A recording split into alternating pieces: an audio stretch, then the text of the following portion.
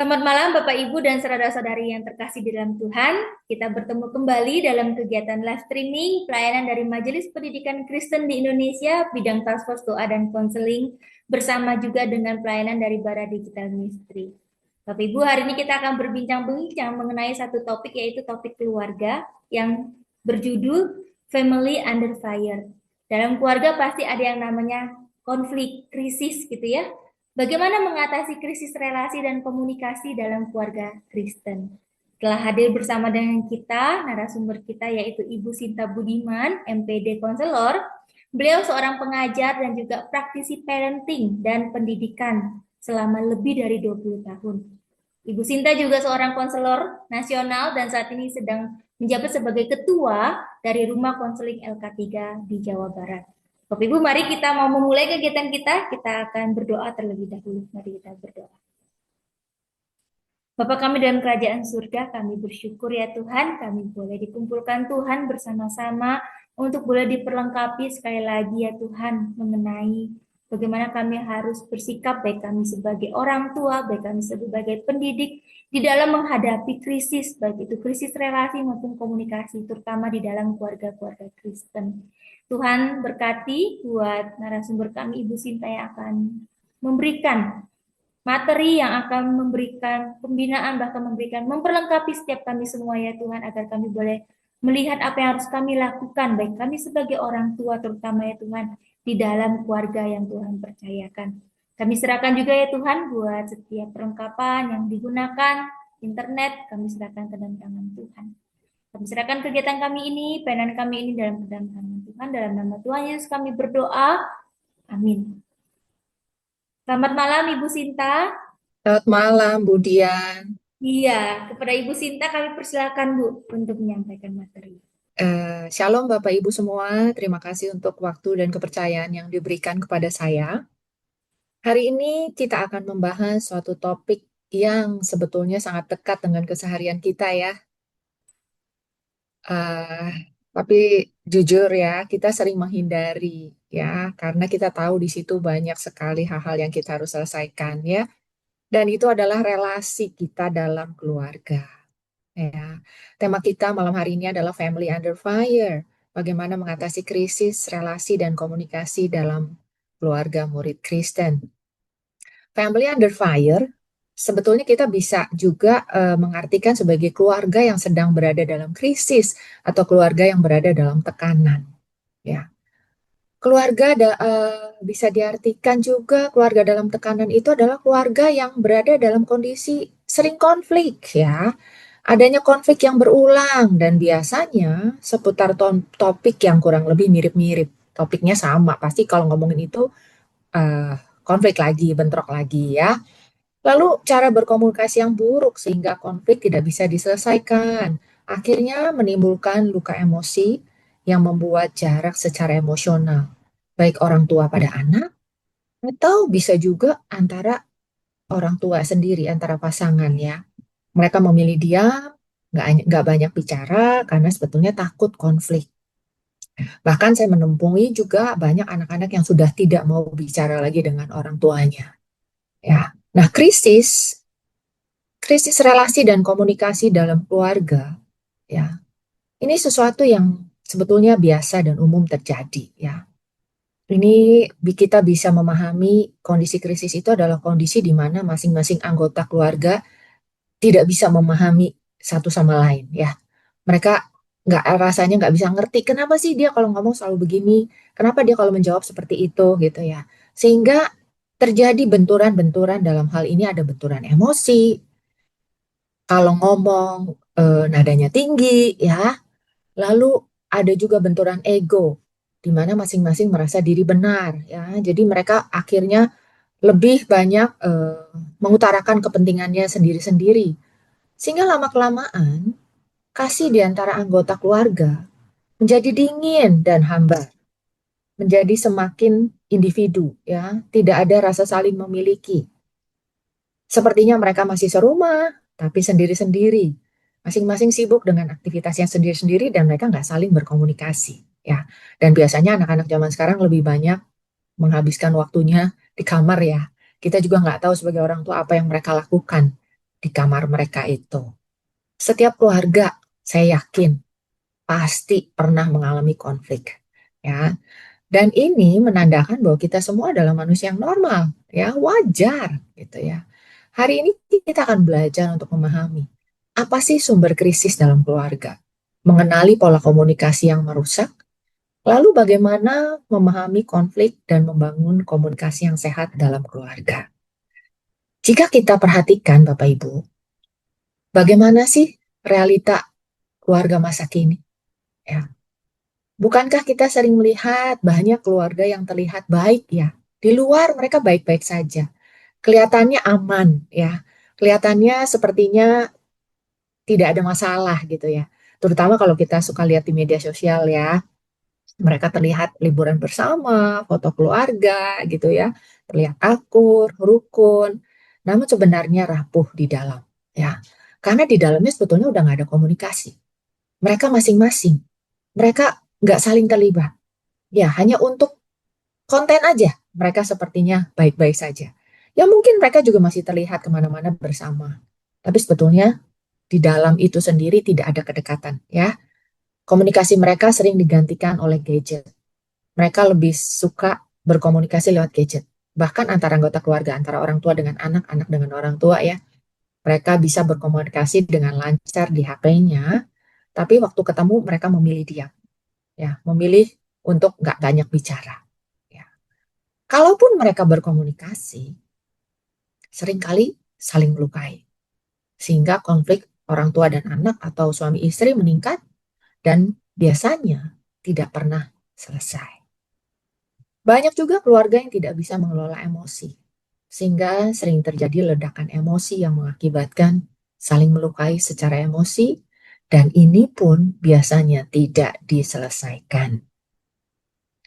Sebenarnya masalah utamanya bukan konflik yang menghancurkan keluarga. Jadi sekali lagi Bapak Ibu, bukan konfliknya yang menghancurkan keluarga, tapi cara berkomunikasi mereka yang salah.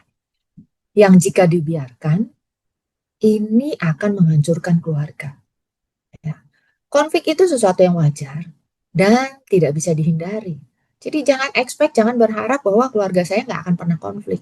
Enggak, karena konflik itu sesuatu yang normal, sesuatu yang wajar. Ya. Nah, masalahnya yang kita perlu adalah belajar bagaimana cara menyelesaikan konflik dengan baik. Nah, kalau begitu, apa sih sebetulnya sumber krisis dalam keluarga? Apa saja yang sebetulnya bisa menjadi sumber krisis dalam keluarga kita? Saya di sini akan mengangkat 3 sumber utama yang bisa menimbulkan krisis jika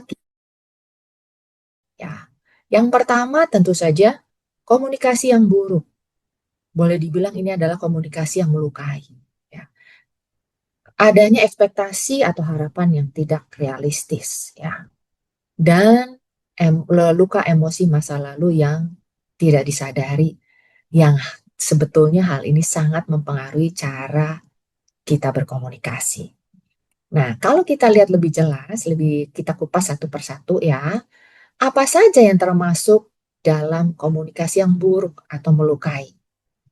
Ya, sadar atau tidak sadar, kita sering menggunakan kalimat-kalimat yang menghakimi, membandingkan, dan mengontrol, atau mengancam. Ya, seringkali kita mengancam anak atau pasangan.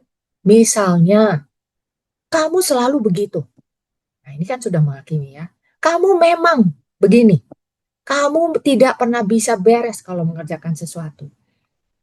Lalu kalimat yang membandingkan, kalau teman kamu bisa, kamu juga harus bisa. Masa gini aja nggak bisa? Ya. Lalu mengancam, awas ya, kalau belum selesai saat mama pulang atau papa pulang. Nah, bukankah ini terdengar biasa buat kita?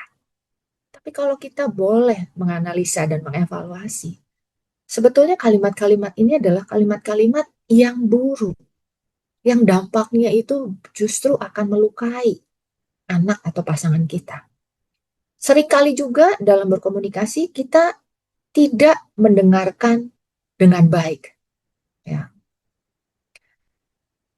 sepertinya sih kita mendengarkan, Tapi sebenarnya kita sedang sibuk mencari jawaban atas apa yang sedang disampaikan oleh anak kita atau suami kita, dan seringkali kita memberikan solusinya.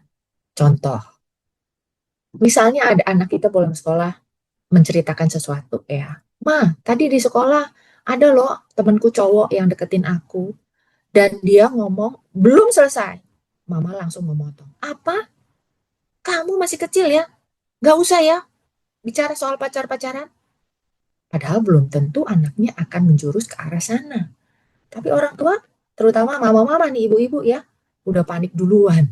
Ya, lalu memotong pembicaraan anak tersebut. Atau anak yang sedang sekedar komentar, ya, kebetulan ada mamahnya di situ. Ini anaknya bilang, eh, terlontar ya dari perkataannya, aku enaknya mandi dulu atau belajar dulu ya? Mamanya langsung nyautin, mandi dulu lah, lebih enak mandi dulu baru kamu belajar. Padahal kalau kita lihat konteksnya, apakah anak tersebut sedang membutuhkan masukan dari orang tuanya? Belum tentu. Nah, ini menunjukkan bahwa kita sebetulnya tidak benar-benar mendengarkan, tapi kita mendengarkan hanya untuk memberikan solusi. Ya. Yang lebih berbahaya adalah kita sering berasumsi, ya, memandang atau memikirkan orang lain seperti apa yang kita mau, bukan apa yang sebenarnya terjadi pada orang tersebut. Nah, hal ini juga seringkali mengakibatkan konflik. Misalnya, kalimat seperti, kamu pasti sengaja tidak memberitahu papa atau mama. Kamu pasti sengaja. Apakah benar demikian? Apakah benar anak itu sengaja? Kan belum tentu anak itu benar-benar sengaja melakukan hal tersebut. Ya, lalu ini kisah yang nyata ya Bapak Ibu. Ada orang tua yang menceritakan pada saya bahwa ada satu kejadian di mana seorang papa yang biasanya menjemput anaknya di suatu titik ya. Jadi mereka udah punya poin tertentu untuk menjemput anaknya. Tapi di hari itu, papanya melihat kemacetan yang luar biasa, jadi dia bilang sama anaknya, kamu mendekat ke arah mobil, papa tidak bisa parkir di tempat yang sebiasanya, gitu ya. Eh, si anak menganggap orang tuanya sengaja melakukan hal itu. Nah, ini kebalik ya, anak yang punya asumsi kepada papahnya. Dan anaknya marah loh, Bapak Ibu. Ya, ini asumsi. Asumsi itu sangat merusak. Ya, jadi komunikasi yang buruk bisa juga berupa hal yang kita mungkin juga sering lakukan. Misalnya silent treatment, ya kita mendiamkan dengan harapan ya udah nanti kamu ngerti sendiri salahnya apa gitu ya. Atau penggunaan kata-kata kasar, nada yang tinggi, ya. Nah komunikasi seperti ini sebetulnya kita bisa punya pilihan loh. Komunikasi itu bisa menjadi alat untuk membangun atau menghancurkan. Perkataan kita bisa menyembuhkan atau malah melukai. Ya. Amsal 18 ayat 21 katakan, hidup dan mati dikuasai oleh lidah. Siapa suka menggemakannya akan memakan buahnya. Lalu bagaimana sebetulnya prinsip komunikasi yang benar? Dalam Yakobus 1 ayat 19b, ya, ini firman Tuhan katakan, setiap orang hendaklah cepat untuk mendengar, tetapi lambat untuk berkata-kata, dan juga lambat untuk marah. Nah, sebetulnya firman Tuhan sudah katakan dengan jelas ya. Cepat untuk mendengar, lambat untuk berkata-kata, dan juga lambat untuk marah. Bukankah kita lebih sering melakukan kebalikannya? Ya, kita lebih cepat untuk berkata-kata, lambat untuk mendengar, dan cepat untuk marah. Komunikasi yang baik adalah komunikasi yang membangun, bukan menghakimi, membandingkan, mengontrol, atau bahkan berasumsi. Dan kita perlu belajar mendengarkan untuk mengerti, bukan untuk menjawab atau bahkan memberikan solusi. Karena belum tentu lawan bicara kita, anak kita, pasangan kita, membutuhkan solusi saat mereka menceritakan sesuatu. Dan belajar untuk mengelola emosi. Ya. Yuk kita bedah lebih jauh lagi. Bagaimana sih komunikasi yang membangun dan bukan menghakimi? Kita perlu belajar untuk mengubah kalimat, Ya, dari yang kamu selalu begini, kamu selalu begitu, menjadi misalnya papa mama khawatir ketika kamu pulang terlambat tanpa memberi kabar. Ya, jadi diganti dari kamu menjadi papa atau mama. Ya, apa yang kita rasakan? Papa mama khawatir ketika apa gitu ya. Jadi firman Tuhannya katakan di Efesus 4 ayat 29, janganlah ada perkataan kotor keluar dari mulutmu, tetapi pakailah perkataan yang baik untuk membangun di mana perlu, supaya mereka yang mendengarnya beroleh kasih karunia. Yakobus 1 tadi mengajarkan kita untuk cepat mendengar dan lambat untuk berkata-kata dan lambat untuk marah. Kalau saya ambil dari Amsal 18 ayat 13 mengatakan, jikalau seseorang memberi jawab sebelum mendengarkan, itulah kebodohan dan kecelaannya. Tuhan menciptakan manusia dengan satu mulut dan dua telinga, supaya kita lebih banyak mendengar, bukan banyak bicara. Masalah justru banyak terjadi saat banyak bicara. Ya, Amsal 10 ayat 19 juga dikatakan, di dalam banyak bicara, pasti ada pelanggaran. Tetapi siapa yang menahan bibirnya, berakal budi. Bagaimana mendengarkan untuk mengerti? Tentu saja yang paling pertama butuh adanya kontak mata. Nah, coba kalau kita perhatikan Bapak Ibu, seringkali kita bicara dengan anak kita atau dengan pasangan kita. Misalnya kita ada di dapur, anak kita ada di lantai 2, ada di kamarnya, lalu kita teriak-teriak. Ya, ini belum dikategorikan sebagai berkomunikasi. Ya, nggak mungkin kita bisa memahami isi pesan jika tidak ada kontak mata dengan pembicara ataupun yang mendengarkan. Ya, jika kita belum memahami isi pesan yang disampaikan, belajarlah untuk mengulangi apa yang disampaikan oleh si pembicara supaya tidak ada salah paham. Misalnya, Mama dengar kamu tadi bilang seperti ini. Apakah benar demikian? Nah, ini menyatakan hal seperti ini membuat yang berbicara itu merasa didengarkan, ya, dan merasa dimengerti. Kemudian validasi perasaan yang ada. Misalnya anak kita menyampaikan dalam kondisi yang cemas, ketakutan, ya. Nah, itu kita bisa validasi, oh mama melihat kamu khawatir, ya, seperti itu. Belajar untuk mendengarkan sampai tuntas, karena belum tentu lawan bicara kita sedang membutuhkan solusi, ya. Berikan solusi hanya jika diminta. Kemudian, dalam berkomunikasi juga, kita perlu mengelola emosi. Saat kita sedang dalam kondisi emosional, sebaiknya tunda untuk ingin segera menyelesaikan konflik, karena itu bukan saat yang tepat.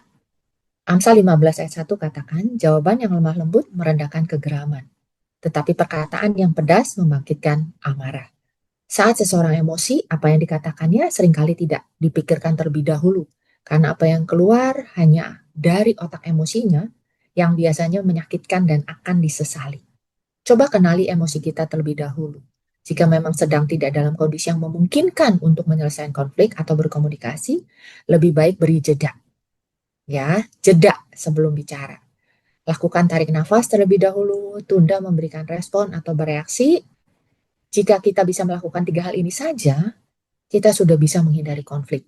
Seringkali kita justru terlalu cepat bereaksi terhadap suatu kejadian dan akhirnya justru menimbulkan konflik. Sumber konflik yang kedua adalah harapan yang tidak realistis. Lebih sering terjadi dari orang tua kepada anaknya. Misal anak harus sempurna, harus bisa segala sesuatu. Kalau anak orang lain bisa sesuatu, anak saya juga harus bisa. Ya, istilahnya orang tuanya sendiri yang nggak mau kalah. Anak tidak boleh gagal. Jangan sampai mempermalukan nama keluarga. Anak harus memenuhi harapan atau mimpi orang tua yang belum terpenuhi. Ya, seringkali itu ambisi atau ekspektasi orang tua sendiri yang dia tidak bisa memenuhinya sehingga dia ingin anaknya yang memenuhi hal itu. Akhirnya anak hanya menjadi trofi, ya, menjadi alat kebanggaan atau pemuas gengsi orang tua. Nah, Kolose 3:21 katakan, hai bapak-bapak, janganlah sakiti hati anakmu supaya jangan tawar hatinya. Sumber krisis yang ketiga adalah luka emosi yang belum disadari atau belum diselesaikan. Biasanya ini adalah luka masa lalu orang tua karena proses parenting yang dialaminya saat kecil. Tanpa sadar, ini seringkali terlihat atau terproyeksi pada anak. Bisa muncul dalam bentuk pola asuhnya, bagaimana dia berinteraksi dengan anaknya. Seringkali orang tua menjadi overreaktif, mudah sekali terpicu, anaknya mengatakan hal tertentu, dia overreaktif, marahnya berlebihan. Mungkin dulu ada yang sering tidak didengarkan waktu dia orang tuanya masih kecil, jadi sekarang sulit mendengarkan. Dulu bisa jadi dia dibesarkan dengan kekerasan, sehingga sekarang yang dia tahu cara didik anaknya ya dengan kekerasan. Luka emosi yang tidak dipulihkan dapat melukai orang lain, ya, dan dapat menimbulkan jarak secara emosional. Jadi anak susah dekat, orang tua juga susah dekat dengan anaknya. Secara fisik terlihatannya ada dekat, tapi mereka tidak dekat secara emosional. Luka emosi masa lalu seringkali melukai orang terdekat, dan biasanya adalah pasangan atau anak kita sendiri. Lalu anak menjadi terluka dan membawa luka itu sampai dia dewasa. Nah, kalau hal ini terjadi, apa dampaknya pada anak-anak? Mereka akan merasa tidak berharga. Ya, semua tentang dirinya rasanya salah, nggak ada yang benar. Mereka akhirnya menjadi sulit percaya diri, meragukan potensi dirinya. Anak mungkin tidak secara langsung melawan ya, dia nggak berani frontal melawan orang tua. Tetapi mereka menjadi menjauh, mereka mulai berhenti bicara dan berhenti terbuka. Mereka merasa tidak aman dan akhirnya memilih nggak mau lagi berbicara dengan kita dan kita kehilangan koneksi dengan mereka. Saya pernah bertemu dengan seorang ibu ya, datang dengan kalimat sederhana tetapi menyakitkan. Dulu, anak saya cerita semuanya ke saya, Bu. Sekarang, dia lebih memilih cerita ke temannya. Ibu ini tidak pernah merasa dirinya sebagai orang tua yang jahat. Dia melakukan bagiannya, dia mendidik, menasehati, bahkan mengorbankan banyak hal dalam hidupnya demi anaknya. Tetapi tanpa sadar, setiap kali anaknya cerita, yang keluar adalah penghakiman. Setiap cerita dijawab ditanggapi dengan, kamu salah, harusnya kamu gak begini, mama kan sudah bilang. Sampai akhirnya pada suatu kali anak itu benar-benar tidak melawan, tidak marah, tidak berontak. Dia hanya berhenti berbicara dan bercerita. Jadi bagaimana sebaiknya kita menyelesaikan konflik? Ada beberapa langkah yang perlu kita lakukan. Yang pertama, kita belajar untuk menenangkan diri terlebih dahulu, supaya kita siap untuk mendengarkan anak atau pasangan. Fokus pada masalahnya, bukan pada orangnya. Supaya kita bisa mencari solusi bersama dan tidak saling menyerang pribadi. Jika perlu, kita belajar atau bisa melakukan rekonsiliasi. Bagaimana kita dapat memulihkan relasi? Baik itu dengan pasangan atau dengan anak-anak. Yang pertama, kita perlu mengakui kesalahan kita dulu. Minta maaf atas apa yang terjadi. Walaupun mungkin bukan kita yang salah, tetapi permintaan maaf dapat mencairkan ketegangan. Ya, kemudian kita belajar untuk mengampuni dan membangun kepercayaan ulang. Semuanya itu dimulai dari orang tua, ya. Orang tua bisa belajar untuk menjadi orang tua yang lebih baik dengan mengubah pola-pola komunikasi yang lama menjadi baru. Ini hal-hal sederhana yang kita bisa lakukan Bapak Ibu. Kalau kita bisa melakukan ini aja, Bapak Ibu bisa rasakan hasilnya. Yang darinya dulu mungkin kita mudah marah, ya. Sekarang tarik nafas dulu, pause, menjadi banyak mendengar, ya. Belajar untuk mendengar terlebih dahulu. Dari yang suka mengontrol, ya, menjadi membimbing, membiarkan anak mengambil keputusan.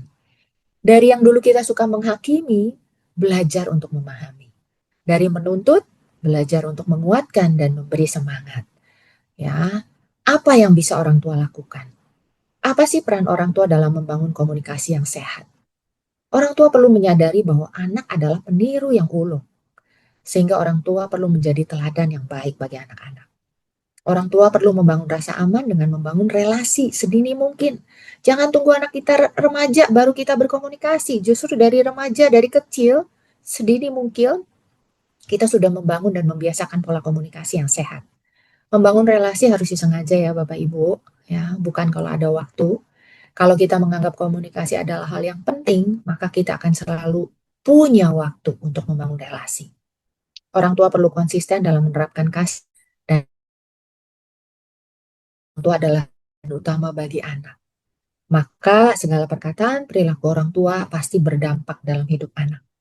Tidak ada orang Tidak ada orang tua yang memiliki kekuatan yang berdampak begitu besar seperti orang tua. Jadi, slide terakhir, marilah kita berusaha menjadi keluarga yang lebih sehat dalam berelasi, lebih hangat dalam berkomunikasi, dan lebih dekat, saling mengasihi satu sama lain, supaya kasih Bapa terpancar dalam keluarga kita. Jadi keluarga bukan tempat tanpa konflik, tapi tempat yang aman untuk kita bisa ada pemulihan di dalam Kristus. Demikian Budian, saya kembalikan pada Budian. Bu Sinta untuk pemaparannya pada topik kita pada malam hari ini. Bapak ini salah satu materi yang sangat baik untuk kita akhirnya benar-benar menjadi perenungan. Ibu Sinta sudah membukakan kepada kita banyak hal tentang sumber dari krisis itu, gitu ya. Kita nggak akan bisa menghindari konflik ya Bu dalam keluarga, tapi bagaimana mengatasi dan menyelesaikannya. Nah, Bu, kita kalau boleh masuk dalam sesi Q&A gitu ya, ada beberapa pertanyaan yang sudah terkumpul. Tadi kan kita sudah dibukakan mengenai sumber krisis keluarga. Kalau Ibu tadi sudah menyebutkan bahwa ada komunikasi yang buruk, ekspektasi yang tidak realistis, bahkan ada luka-luka masa lalu yang kadang jadi sumber utama buat krisis dalam keluarga. Menurut pengalaman Ibu, Bu, dari ketiga sumber ini, mana yang paling sering terjadi, mana yang paling sering dominan gitu ya, yang sering dihadapi oleh keluarga-keluarga Kristen? Dan mana yang paling sulit untuk dihadapi gitu, Bu? Dan mengapa, Bu? Oke, baik, saya coba jawab ya, Budian. Sebenarnya kalau kita perhatikan ya, yang paling sering terjadi dan paling sulit diatasi itu adalah luka emosi masa lalu yang tidak disadari. Ya, karena bisa jadi hal ini yang menyebabkan terjadinya komunikasi yang buruk dan ekspektasi yang tidak realistis. Oke, seringkali masalahnya bukan sekedar cara bicaranya, atau nada suaranya, atau peraturannya, tetapi hati yang belum pulih. Ya, luka emosi itu bisa menjadi sumber karena luka masa lalu itu sebetulnya membentuk cara seseorang melihat dirinya sendiri. Bagaimana dia memandang dirinya sendiri dan bagaimana dia memandang orang lain. Lalu itu juga membentuk cara dia berespon terhadap satu kejadian atau masalah. Ya, misalnya tadi saya sebutkan orang tua dulu yang dibesarkan dalam banyak kritik. Misalnya dia dibesarkan dengan ini salah, itu salah gitu ya. Nah, dia akan menjadi orang tua yang sensitif terhadap kesalahan anaknya. Dia juga menjadi orang tua yang gampang mengkritik. Atau contoh yang berikutnya, orang tua yang dulu sering diabaikan. Ya, papa mamanya nggak ada buat dia, sering diabaikan. Nah, karena dia merasakan itu sebagai sesuatu yang tidak enak, dia tumbuh menjadi orang tua yang justru sekarang mengontrol. Karena dia takut kehilangan. Dia merasakan nggak enak waktu dulu diabaikan. Jadi sekarang dia menjadi orang tua yang justru over protektif pada anaknya. Atau orang tua yang dibesarkan dengan cara kekerasan, ya, keras, otoriter orang tuanya. Ya, sekarang dia kecenderungannya akan menjadi orang tua yang otoriter, atau bisa juga menjadi orang tua yang sebaliknya, yang justru permisif, yang nggak ada kontrol sama sekali, ya. Nah, semua luka tadi bisa muncul dalam bentuk komunikasi yang kasar, menghakimi, menyindir, ekspektasi yang berlebihan, atau controlling tadi ya. Jadi sebenarnya komunikasi yang buruk atau ekspektasi yang tidak realistis seringkali hanyalah buahnya, ya, buah yang terlihat. Sedangkan akarnya, justru akar yang paling dalamnya itu adalah luka emosi. Ya, mengapa sih jadi sulit diatasi? Nah, ini karena masih banyak orang tua yang tidak menyadari dirinya terluka. Ya, mereka seringkali berkata, ya saya ya memang gini, saya ya orangnya memang gini, saya mah tegas kalau bicara gitu kan. Atau dulu saya juga dididik seperti ini dan saya berhasil gitu kan. Nah, ini yang membuatnya lebih sulit lagi adalah budaya yang menganggap bahwa luka emosi itu nggak penting. Nggak ada tuh yang namanya luka emosi. Ya, padahal sebetulnya ada loh itu. Dan kalau kita mau bicara soal kesehatan secara individual dan secara holistik, itu kesehatan mental menentukan juga kesehatan secara fisik ya. Itu ya, karena kesehatan mental itu akan menentukan kualitas hidup seseorang.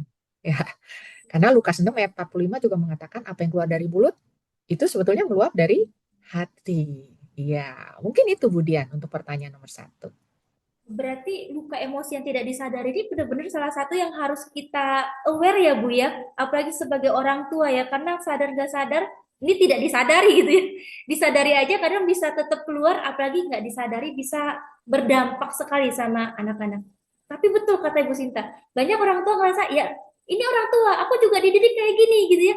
Bagaimana seorang ayah atau ibu atau orang tua ini bisa mengenali bahwa saya ini nih membawa luka emosi masa lalu loh yang belum pulih loh. Bagaimana bisa menyadarkan itu? Ada nggak langkah-langkah seperti apa yang bisa dilakukan agar mereka ini bisa menyadari bahkan untuk bisa memulihkan supaya nggak berdampak lebih jauh pada anak-anak, Bu? Ini pertanyaan yang sangat bagus dan penting banget nih untuk kita semua mengerti dan menyadari ya. Karena banyak orang tua yang sebenarnya mengasihi anaknya loh. Tapi tanpa sadar, mereka mengasuh dan mendidik dari lukanya. Nah, ini kan yang seringkali ironis ya. Mereka tuh sayang, mereka tuh melakukan semua itu karena sayang, tapi tanpa sadar itu keluar dari lukanya. Ya, apa sih tanda-tanda orang tua yang belum pulih luka emosinya? Yang pertama yang paling mudah adalah overreaction. Hmm. Overreaction, ya. Segala sesuatu yang over, reaksi yang berlebihan terhadap hal yang kecil, itu bisa menjadi tanda bahwa ada luka yang belum selesai. Ya, misal anaknya lupa barang bawa ke sekolah atau ketinggalan sesuatu gitu ya. Itu orang tuanya bisa sangat marah. Ya. Padahal dia cuma lupa aja ketinggalan gitu ya. Lupa bawa pulang tumblernya misalnya gitu ya. Itu orang tua marahnya bisa over gitu ya. Over. Atau misalnya orang tuanya memberitahu sesuatu terus anaknya bilang, nggak bisa begitu Pak, nggak gitu Mah, misalnya gitu ya. Itu ada loh orang tua yang ngerasanya, kamu anak kurang ajar gitu kan. Orang tua merasa diserang. Ya, ada. Itu over. Jadi untuk hal-hal kecil aja mereka bisa reaksinya berlebihan gitu ya. Berikutnya tadi yang mengontrol.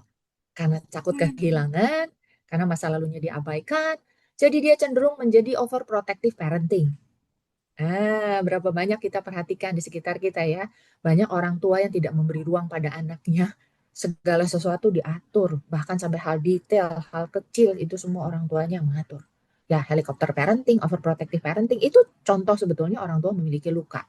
Terlalu khawatir, ya, takut anaknya terluka, jangan sampai anak saya gagal, ya, jangan sampai anak saya nggak bisa begini dan begitu. Akhirnya semua diatur sampai hal-hal yang kecil. Ya, termasuk berteman ya, kamu nggak boleh main sama ini, nggak boleh berteman sama si itu. Nah itu, ini juga sebetulnya adalah bentuk-bentuk controlling ya. Ada berikutnya apa yang kita bisa melihat? Sulit mendengar masukan atau kritik dari anak. Ya, misalnya anak berkata, Papa salah, Mama nggak gitu mah, gitu kan? Kadang kan anak bisa ya mengutarakan hal itu ya. Hmm. Tapi orang tua langsung defensif. Ya. Jawaban mereka tipikalnya biasanya, kamu anak kecil tahu apa? Kamu masih kecil gitu kan? Ya, papa lebih tahu yang terbaik buat kamu. Nah, ini sebetulnya juga adalah contoh-contoh atau tanda luka pengabaian, luka penolakan. Seperti Hmm. itu ya. Atau dia juga sering mengulangi kalimat yang dulu justru melukai dirinya. Ya, tanpa sadar karena itu ada di alam bawah sadar itu keluar. Contoh-contoh kalimatnya misalnya apa? Dulu orang tuanya sering bilang seperti ini pada dia. Kamu bikin malu keluarga. Nah, itu keluar lagi tuh sekarang pada dia, pada anak-anaknya. Jangan cengeng, anak laki nggak boleh nangis, misalnya gitu kan. Nah, itu hal-hal kayak gitu menunjukkan juga ada luka yang belum beres. Ada juga orang tua yang sulit menunjukkan kasih sayang atau afeksi ya. Orang tua yang kaku ya, karena mereka juga dibesarkan dengan cara seperti itu. Tidak pernah mendengar orang tuanya mengatakan papa sayang kamu atau mama sayang kamu atau papa bangga padamu. Nah, itu mereka dulu nggak pernah. Jadi sekarang mereka juga menjadi orang tua yang kaku, menjadi orang tua yang sepertinya berjarak gitu ya, sulit untuk merasakan kehangatan secara emosional. Ya. Itu contoh-contohnya. Ya. Contoh-contoh itu adalah hal-hal yang mungkin harus di-unpack ya dari luka masa lalunya itu harus dimulai disadari ya. Pemulihannya seperti apa? Mungkin yang bisa dilakukan sendiri adalah coba jujur pada diri sendiri. Ya. Karena pemulihan itu dimulai dari mengakui, bukan menyangkali ya, bukan menutupi. Ya. Tanyakan pada diri sendiri untuk kita bisa berproses. Kenapa ya saya kok mudah marah? Apa yang membuat saya mudah tersinggung? Ya. Mengapa ya saya tuh sensitif banget kalau anak saya tuh menjawab perkataan Hmm. saya? Ya, apa yang sebenarnya saya takutkan sehingga saya tuh cenderung over protective, controlling. Ya. Berikutnya sadari pola-pola yang ada di masa lalu. Ya, apa yang pola dari keluarga saya dulu itu terbawa ke sini yang tanpa sadar saya sekarang lakukan ulangi itu pada anak-anak. Ya. Belajar untuk memisahkan anak dari luka masa lalu. Ya, kadang orang tua merespon anak seolah-olah dia sedang menghadapi ayahnya atau ibunya yang dulu. Ya, nah itu makanya dia kayak lagi mencet luka masa lalunya dia gitu. Makanya dia over. Ya. Belajar untuk minta maaf. Ya, seringkali orang tua masih ngerasa gengsi untuk minta maaf. Tapi justru sebenarnya orang tua itu bukan kehilangan wibawa, tapi justru memberikan teladan bahwa minta maaf itu menunjukkan kerendahan hati.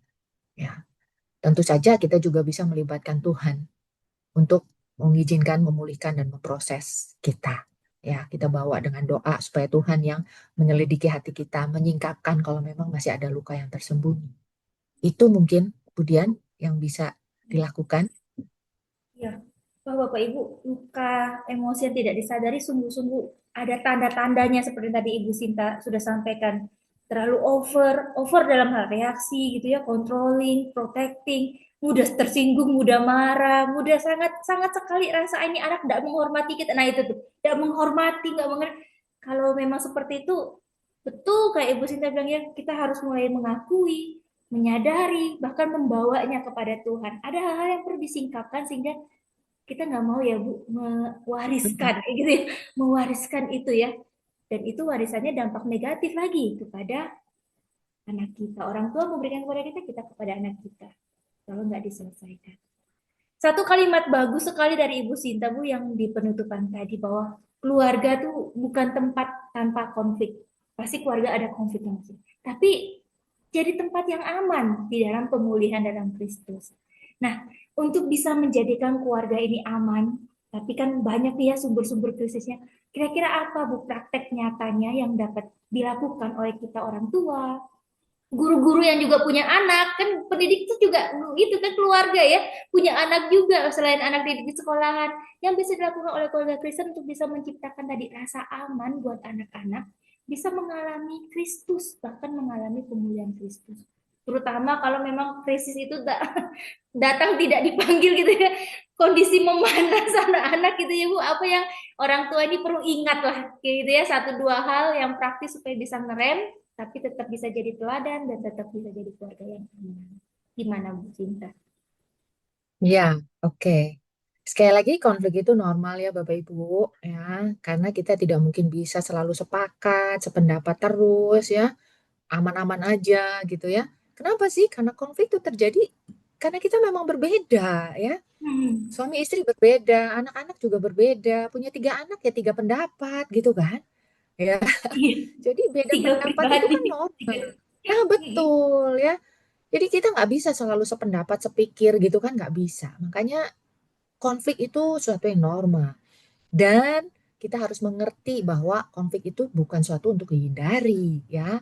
Yang membuat keluarga Kristen berbeda itu seharusnya adalah bagaimana mereka menyelesaikan konfliknya.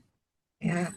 Apakah setelah konflik sebagai keluarga Kristen setiap anggota keluarganya bisa tetap merasa aman? Ya. Konflik udah selesai ya udah dekat lagi, ngobrol lagi, gitu kan? Nah, Hmm. itu yang kita mau gitu loh. Jadi bukan konfliknya jadi masalah, tapi bagaimana kita menyelesaikan konflik tersebut, gitu kan? Nah, bagaimana ngeremnya gitu ya? Apakah ada rem daruratnya gitu kan? Tadi yang Bu Dian bilang ya. Oke, mungkin yang awal belajar untuk memisahkan masalah dari orangnya, ya. Fokus pada masalahnya. Jangan menyerang pribadi orangnya. Oke. Jadi tanpa sadar orang tua tuh misalnya anak gagal misalnya dalam mata pelajaran tertentu gitu ya. Nilainya tidak mencukupi KKM misalnya, di bawah KKM. Kita kadang menyerang anaknya. Kamu bodoh. Belum tentu dia bodoh loh. Hah? Bisa jadi dia punya masalah dengan gaya belajarnya atau dengan cara dia memahami materi atau apa ya. Tapi yang kita keluar justru menyerang orangnya. Kamu bodoh, bikin malu keluarga. Kamu memang begitu, kamu selalu begini, gitu kan. Nah, itu kita sedang menyerang pribadinya. Ya. Iya, orangnya. Akan lebih sehat jika orang tua itu bisa mengerti dan memisahkan bahwa, oh, yang terjadi adalah kamu kok nilainya kurang, gitu kan? Gak ada yang salah dengan kamu. Papa, mama tetap sayang kamu. Hanya sekarang ada masalah nih. Nilai kamu kurang, gitu kan? Jadi apa yang bisa papa mama lakukan? Nah, kalau komunikasinya bentuknya seperti ini, kan itu enak ya. Jadi anak juga tetap bisa merasa diterima bahwa walaupun saya nilainya kurang, tapi ternyata papa mama tetap terima saya loh, tetap saya sayang saya loh, dan bahkan saya didukung. Apa yang bisa saya improve? Apa yang bisa membuat nilai saya jadi lebih baik? Ya, memang ini bukan hal yang mudah, tapi bisa kalau kita mau lakukan. Jadi intinya identifikasi dulu ini masalahnya apa nih, ya. Bukan langsung menyerang pada pribadinya. Oke. Berikutnya, buat kesepakatan ya. Ini sesuatu yang kita perlu tahu bahwa kalau kita mau menyelesaikan konflik atau berdiskusi itu ya, dilakukan pada saat non konflik. Jangan justru lagi konflik, terus kita menasehati, memberikan solusi dan lain sebagainya. Justru ini akan memperkeruh keadaan, ya. Justru tadi yang saya bilang, stop dulu, jeda dulu, ya. Sepakati bahwa kalau dua-duanya masih panas, dua-duanya masih tinggi emosinya, break, pause dulu, jeda, ya. Janjian, nanti ya 1 jam lagi kita ketemu, kita akan diskusikan. Ya, jadi kita mau ngobrol apapun, kalau kondisinya kepalanya semua sudah tenang, sudah dingin, nah itu akan lebih masuk, ya, akan lebih bisa benar-benar berpikir, bukan dengan otak emosi, tapi dengan otak berpikir, ya.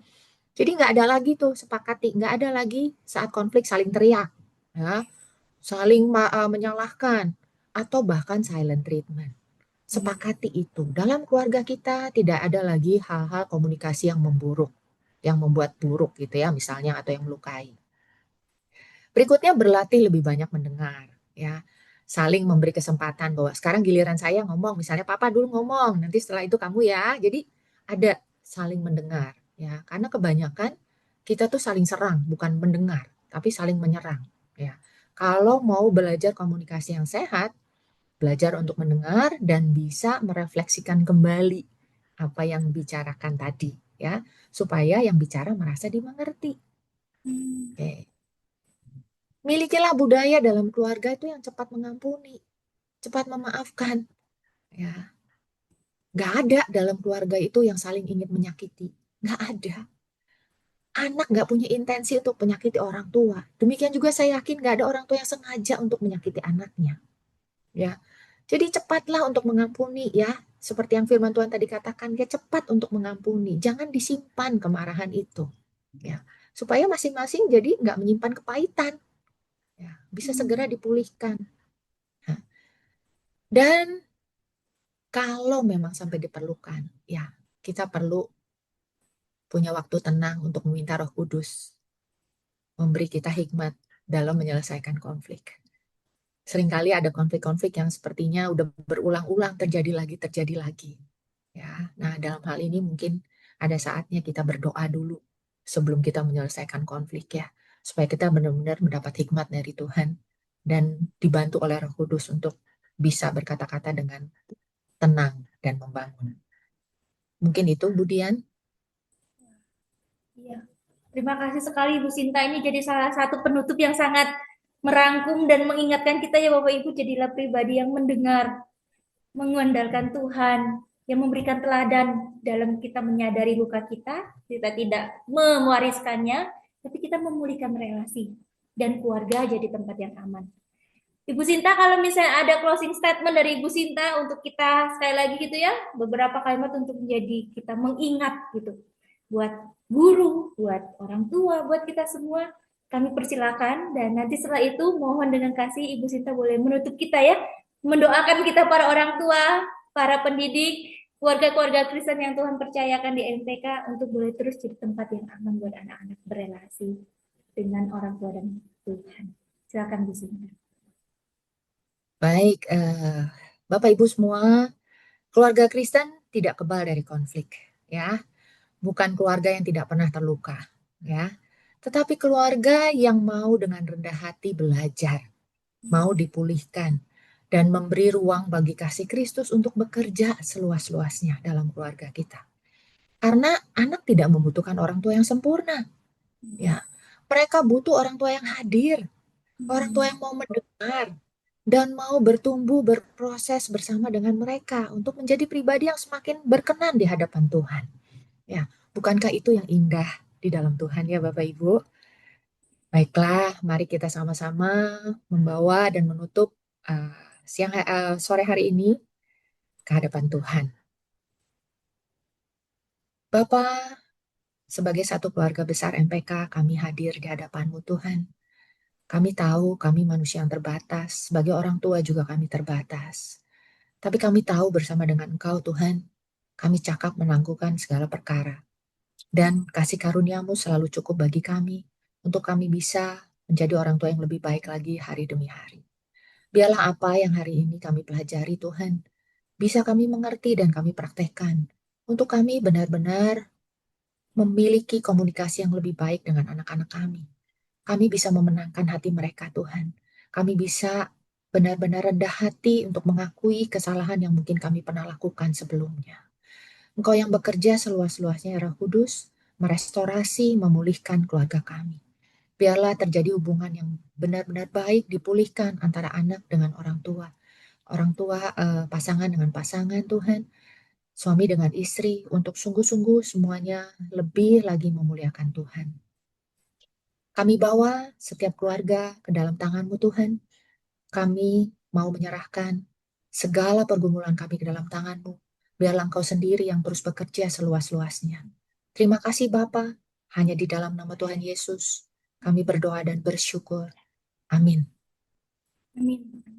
Sekali lagi kami mau mengucapkan banyak terima kasih kepada Ibu Sinta untuk waktunya, penjelasannya, dan diskusi kita tadi ya, dalam setiap pertanyaan dan juga apa yang Ibu Sinta boleh membekali kita semua hari dengan topik yang sangat luar biasa ini.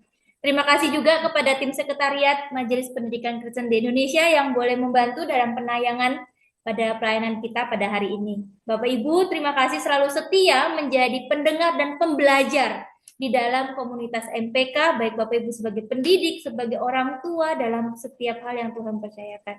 Sekianlah pertemuan kita pada malam hari ini. Saya, Dian, bersama dengan Ibu Sinta dan segenap tim dari Majelis Pendidikan Kristen di Indonesia, kami undur diri. Sampai ketemu lagi di Jumat ketiga di bulan Juni nanti.